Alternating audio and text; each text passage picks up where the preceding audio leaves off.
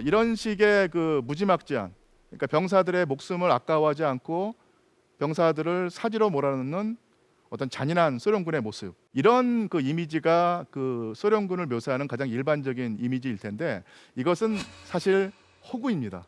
허구이고 또한 거짓입니다. 소련군은 저런 식으로 전투를 수행한 적이 없습니다. 원래 이런 식의 그 이미지가 생겨난 것은 그 러시아 혁명 때 제1차 세계대전에서 그 러시아 제국 군대가 얼마만큼 형편없는 군대였는가를 그 뭐랄까 알리기 위해서 그 거짓 선전을 합니다. 그러니까 러시아 제국 군대가 소총도 없는 병사들을 그 사운터에 몰아넣어서 죽게 만들었다라는 식의 그 선전용 그 이야기를 그 날조해냈는데, 그 이미지를 서방 국가들이 그대로 받아들여서 1차 세계대전 때도 러시아군은 그렇게 싸웠으니 2차 세계대전 때 소련군도 똑같은 방식으로 싸웠을 것이다 라고 생각하고 그런 이미지를 믿어버린 것이죠. 근데 그런 이미지가 영화라든지 아니면 게임을 통해서 재생산되면서 마치 그 오늘날 많은 사람들이 제2차 세계대전에서 소련군은 개인 화기도 없이 병사들을 사지로 몰아넣은 그런 아주 말도 안 되는 군대라고 하는 그 식의 생각을 하는데, 그런 생각은 전혀 역사적 사실과 어긋나고 맞지 않는 그 허위라고 말할 수 있습니다. 자, 그리고 이것은 바로 그 유명한 스탈린그라드 전투의 모습인데요. 이 스탈린그라드 전투에서 시가전을 벌이는 그 소련군의 모습입니다. 이 스탈린그라드 전투에서 결국 치열한 전투 끝에 1943년 2월에 독일군이 항복을 하게 됩니다. 그 전까지 독일군은 한 번도 제2차 세계대전에서 진 적이 없는 부대였어요. 그래서 세계인들은 이 제2차 세계대전을 직접 겪거나 제2차 세계대전을 그 지켜보는 사람들은 독일군은 무적의 군대다라고 하는 생각을 하게 되고, 독일에게 저항하는 것은 의미가 없고 쓸데없는 행위다라고 하는 생각을 가지고 있었는데, 1943년 2월에 극적으로 그리고 아주 기적적으로 소련군이 독일군을 물리치면서 독일군이 무적이 아니구나, 독일군도 질 수 있다는 사실을 인식하면서 세계인의 어떤 인식이 바뀌게 됩니다. 물론 전투에 져서 엄청난 큰 피해를 입었던 독일의 상황, 그리고 소련의 어떤 사기 진작, 그리고 세계인의 어떤 그 인식 변화를 통해서 이 스탈린그라드 전투가 제2차 세계대전의 분수령을 이루는 사건, 즉 독일의 상승세가 끝나고 그 다음부터 하강세로 접어드는 가장 기점이 되는 사건이었다는 얘기입니다. 1942년 말에 영국에서 나온 신문의 만평입니다. 만평의 제목은 희망의 별인데요. 철모는 소련군의 철모입니다. 영국이 볼 때 독일을 상대로 유럽 대륙에서 치열한 항전을 벌이고 있는 국가는 바로 소련이었고, 소련군이 잘 버텨주고 독일을 제압해야지만 영국이 살아남을 수 있는 상황이었죠. 그래서 영국군에게는 바로 소련의 붉은 별이 바로 희망의 별이었습니다. 저 그 포스터는요, 우리가 그 잊고 있는 너무나 당연한 사실, 알고 보면 너무너무 명확한 사실인데 사실 냉전을 거치면서 우리가 잊고 있었던 사실, 그것은 바로 소련이 미국과 영국과 한편인 연합군의 일원이었다는 사실입니다. 냉전 시기에는 상상도 할 수 없는 그 상황이었지만 제2차 세계대전 시기에는 영국과 미국의 희망이 바로 소련이었다는 얘기죠. 이것은 루스벨트 대통령입니다. 그리고 옆에 있는 포스터는 그 무기대여법 포스터인데요. 미국이 진주만 기습 이후에 직접 전쟁에 뛰어들지만 그 위에도 미국의 공업력과 그 산업 능력을 활용해서 만들어낸 막대한 물자를, 전쟁 물자를 미국의 동맹국, 대부분은 영국으로, 그리고 그 일부는 소련과 중국으로 보냅니다. 그런 미국의 무기대여법을 선전하는 그 포스터인데요. 이런 식으로 미국의 막대한 전쟁 물자가 소련으로 가서 소련군이 그것을 활용해서 독일군과 싸우게 됩니다. 이 장면은 강을 건너고 있는 독일군의 모습입니다. 독일군은 엄청난 그 능력을 가진 현대군이라고 하는 이미지만 가지고 있는데, 실제로 2차 세계대전 때 동부전선에 투입되었던, 그리고 그 유럽에서 활약했던 독일군의 본 모습을 보자면, 선봉 부대는 20세기 현대군이었지만 그 부대를 뒤따르는 후속 부대는 다 저런 식으로 걸어서 움직이는, 그리고 그 물자는 말을 이용해서 운반하는 그런 19세기형 군대였습니다. 반면에 소련군은 트럭을 이용해서 물자를 나릅니다.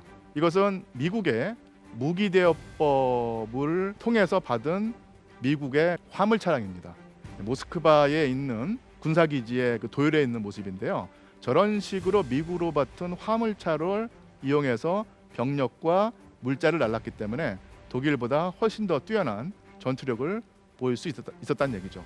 즉 제2차 세계대전의 어떤 승패는, 특히 독소전쟁의 승패는 말을 이용해서 병력과 물자를 나르는 독일군, 화물차를 이용해서 병력과 물자를 나르는 소련군의 차이에서 비롯되었다고 할 수 있습니다. 자, 이런 식으로 전쟁이 진행되어서 결국 스탈린이 우위를 점하고 히틀러가 최후를 마치게 되죠. 이것은 1945년 4월의 모습인데요. 소련군에게 계속 공격을 당하면서 위기에 몰린 히틀러가 나중에는 병력이 없기 때문에 저런 식의 10대 소년을 동원해서 베를린을 지키려고 했다는 얘기입니다. 결국 저 사진 뒤 한 2주 뒤에 히틀러는 지하 벙커에서 권총으로 자살하게 됩니다. 그러면서 유럽에서 전쟁이 끝나게 되죠. 그리고 같은 시기에 히틀러가 권총 자살하던 시기에 독일 베를린의 제국의회 의사당 꼭대기에는 소련의 붉은 깃발이 날리게 됩니다. 이러면서 불과 3년 전만 해도 전쟁에 질 수밖에 없다고 여겨졌던 소련군이 극적인 승리를 거두게 되고 저 사진의 이미지가 전 세계에 퍼져나가게 됩니다.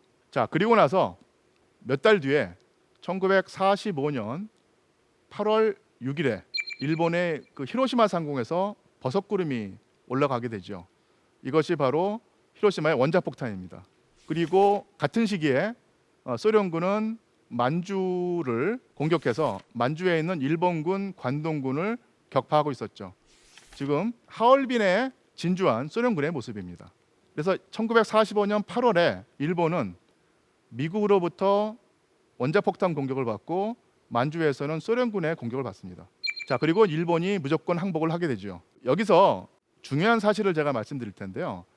우리나라에서는 히로시마와 나가사키에 떨어진 원자폭탄 2발 때문에 일본이 무조건 항복을 했다고 알려져 있지만 사실은 일본의 그 일왕과 전쟁 지도부 대본영이 무조건 항복을 하겠다고 결정을 하게 된 가장 결정적인 계기는 원자폭탄이 아니라 소련의 참전과 일본 관동군의 그 패배였습니다. 그러니까 그 전까지 일본과 그 전쟁을 하지 않는 상태에서 스탈린이 그 루즈벨트 대통령의 그 요청을 받아들여서 그 독일과 싸움이 끝나면 곧바로 그 일본과 싸움을 하겠다는 그 약속을 했고 그 약속을 지켰던 것이 바로 1945년 8월이었죠. 그러니까 이 결정에 충격을 받은 일본이 더 이상 저항하는 것은 의미가 없고 더 이상 버틸 수 없다는 결정을 하고 그 항복선을 무조건 항복선을 했던 얘기입니다.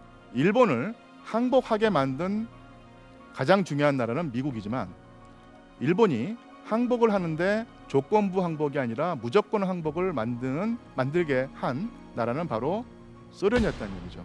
그러니까 이 사실을 알아야지 일본이 그 무조건 항복을 하면서 이 동아시아의 전후 그 정치 질서가 형성되는데 그 가장 결정적인 역할을 했던 나라가 미국 못지않게 소련이었다는 사실을 말해준다는 얘기입니다. 2차 세계대전의 가장 그 중요한 결과는 1차 세계대전까지 전 세계의 패권 국가였던 영국, 프랑스 그리고 그 패권에 도전했던 독일이 동반 몰락한다는 얘기입니다. 그리고 그 빈자리를 메웠던 국가가 바로 미국과 소련이었다는 얘기죠. 그래서 이 사진은 1945년 그 얄타 회담인데요. 이 얄타 회담에 모였던 세 사람의 인물이 바로 처칠과 루즈벨트와 스탈린이죠. 자, 그런데 이로부터 몇 개월이 지난 다음에 1945년 그 포츠담 회담에서는 연합국의 어떤 그 주역들이 바뀌게 됩니다. 그러니까 루즈벨트가 1945년 4월에 결국 건강을 해쳐서 사망하게 되면서 그 자리를 트루만 대통령이 그 차지하고요. 영국의 처칠 총리는 총선에서 패배하면서 야당이었던 노동당이 집권당이 되면서 애틀리가 총리가 됩니다. 그래서 불과 몇 개월 전에 처칠과 루즈벨트를 상대했던 스탈린이 포츠담 회담에서는 트루만과 애틀리를 상대했던 것이죠. 근데 이 변화가 단지 인물의 변화에서 끝나는 것이 아니라 전후 평화 체제를 구축하는 데 가장 결정적인 요인으로 작용을 합니다. 루즈벨트의 가장 위대한 측면은 전쟁을 승리로 이끌었다는 데에서뿐만 아니라 전쟁이 끝나고 난 다음에 평화로운 세계 체제를 구축해야 한다는 생각을 했기 때문이죠. 우리가 생각하는 그 유엔이라고 하는 체제를 구상했던 인물이 바로 루스벨트 대통령입니다. 그런데 루스벨트는 전제 조건을 가지고 있었어요. 그것은 뭐냐면 독일을 물리친 다음에 세울 평화로운 세계에서는 소련이 미국의 동반자가 돼야 된다. 이 파트너로서 함께 평화를 구축해야 한다는 생각을 합니다. 그리고 놀랍게도 스탈린은 그 루스벨트의 그 생각에 동조하고 루스벨트를 신뢰합니다. 이 당시에 그 스탈린은 이념가로서는 현실 정치가의 모습을 더 많이 보였기 때문에 우리가 생각할 때 공산주의의 수괴로서 전 세계를 공산주의화하려고 하는 야욕을 가지고 있었다고 생각을 하는데 전혀 그렇지 않습니다. 그러니까 스탈린은 자본주의 세계의 자본주의 체제의 지속 가능성을 인정하고 앞으로의 세계는 미국의 패권이 인정되는 그 체제일 것이다. 그 안에서 소련은 미국과 동반자로서 함께 그 전후 세계의 평화를 구축해 나간다 생각을 했습니다. 제2차 세계대전 당시 히틀러에게 미국, 영국, 소련의 연합은 이질적인 국가들의 불완전한 제휴였으며 불과 물과 기름을 뒤섞은 것으로 보였는데요. 영국 총리 처칠과 소련의 지도자 스탈린 사이에는 엄청난 냉기류가 흘렀고 미국 대통령 루스벨트는 처칠 대신 스탈린을 더 신뢰했기 때문입니다. 당시 미국은 자유무역으로 세계 자본주의의 종주국이 되려는 야심을 갖고 있었고 영국은 식민지 유지에 골몰하고 있었는데요. 반면 공산국가 소련은 자본주의와 제국주의 타도를 표방했습니다. 개성 강하기로 이름난 이 세 지도자는 자국의 이익을 좇으면서도 연합의 큰 틀을 깨지 않는 리더십을 발휘하며 연합국 사이의 결속력을 유지했고 이는 곧 제2차 세계대전의 승리로 이어졌습니다. 그런 상황에서 히틀러에 맞서서 루즈벨트와 스탈린 사이에 매우 긴밀한 공조관계, 우호관계가 형성이 되어 있었는데 1945년도 2월에 그런 그 루즈벨트가 목숨을 잃으면서 그 뒤에 후임이 된 트루만은 전혀 다른 생각을 가지고 있었죠. 이제 그 소련은 동반자가 아니라 적대 국가입니다.